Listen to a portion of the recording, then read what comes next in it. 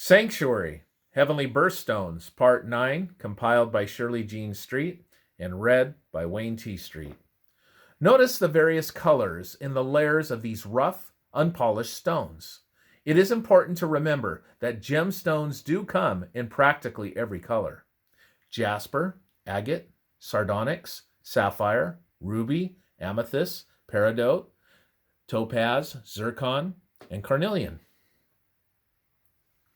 Each of these precious stones had its special significance, bearing its important message from God. Together, they represent Christ, our rock of ages, our only foundation. As these rainbow gems glowed in the glory of the Shekinah when the high priest ministered in the holy place, their substance reflected the light of the Sun of Righteousness.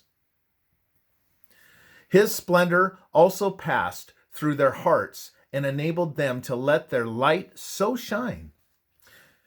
The color of each of these stones was unique and helped to proclaim these special messages from God.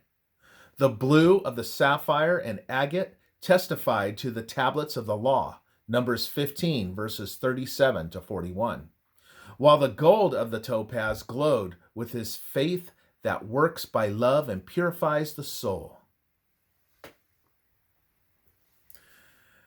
The azure and gold mingled into green sang of the verdant hope, shining through the emerald, peridot, and jasper, while the crimson ruby and the flesh-hued carnelian sobbed in anguish because of the sins for which Christ's bloody death alone can make atonement.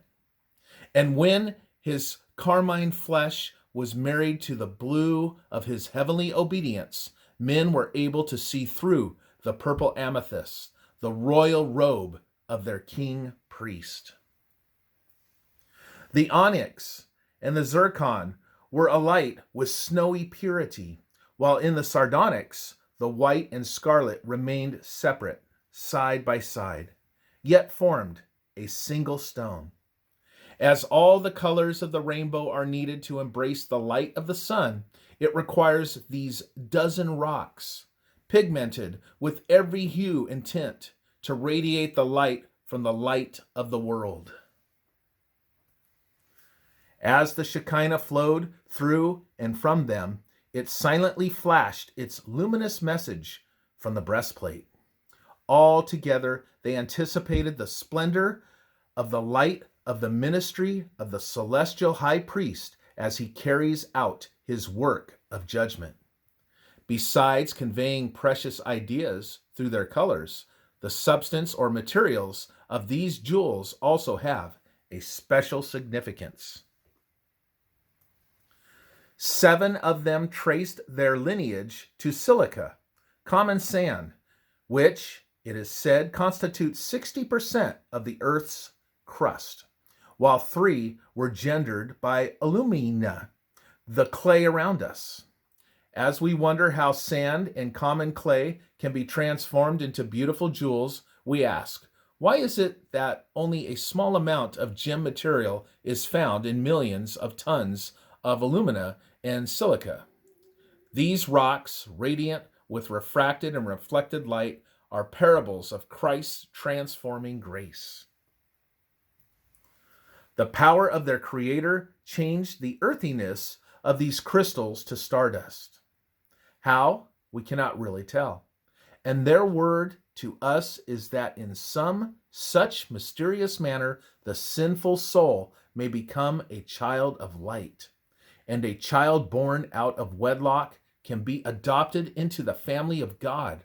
Romans chapter 8, verses 14 to 24.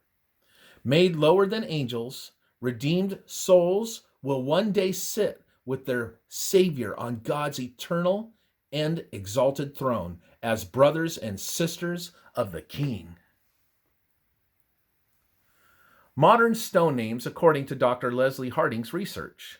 Stones in the rough, and then to the right, stones cut and polished. Judah, transparent flesh-hued, carnelian.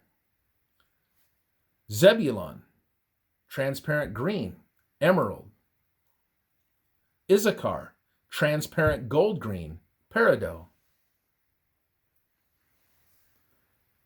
Reuben, transparent crimson, ruby.